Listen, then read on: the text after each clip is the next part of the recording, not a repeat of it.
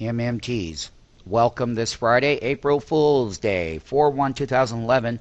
It's an hour past the market close.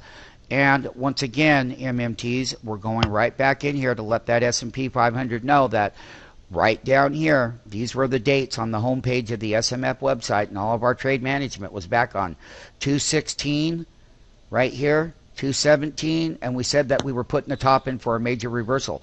Those are on the SMF homepage, and that we needed to go down and correct. And once we got down here, bid pop off of that bottom, we were buying up. This is the S&P down here that we said at 1251 and some change that we would get a bounce. There's that bid pop. Here's that daily buy. Here's that 3-day consolidation with bid pop, 3-day consolidation, bid pop, right back up here. We haven't hit the full double top of that reversal, but moving forward, we're going into the April earnings and whatnot. If the S&P does, so the S&P does and can, I talked about 4 stages to a market top over here in those live videos and the live trade management, and now we're relevering right back up here.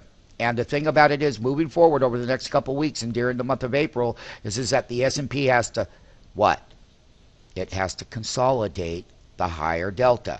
So when the S&P was down here in the negative delta range, 9 full deltas down at 1251, that was this down here, that was the time to buy, okay? Because this is where the new bull trend, and each one of them were confirmed because they did not come back in price and fill in. They continued to consolidate and break and consolidate and break, and now we're up there. So basically we're back to even for the starting out April, not quite back to even, but if this S&P is going to break those highs, and we talk about 4 stages to a market top, stage 3 of a market top that started here, that we called for the reversal for shorting. Stage 3 is you go all the way up. You get into stage 4.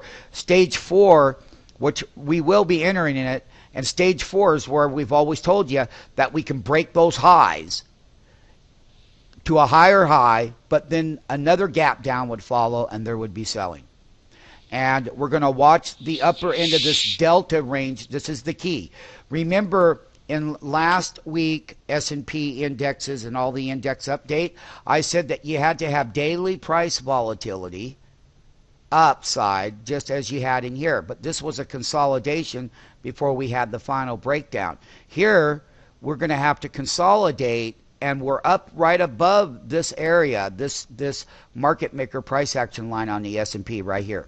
This is it. There it is. Now if it does want to pull back, it's how it bounces now and makes that next high.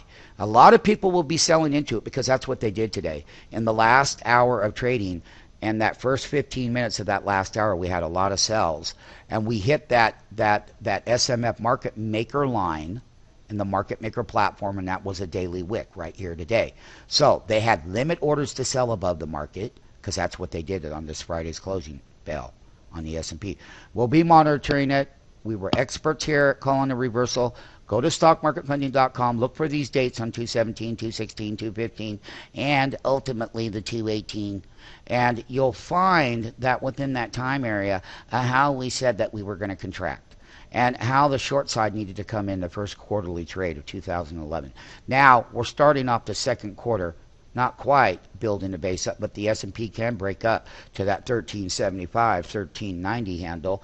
As a matter of fact, if I look at where that S&P can go in the positive delta range, 1345 is 1 1/2 deltas positive.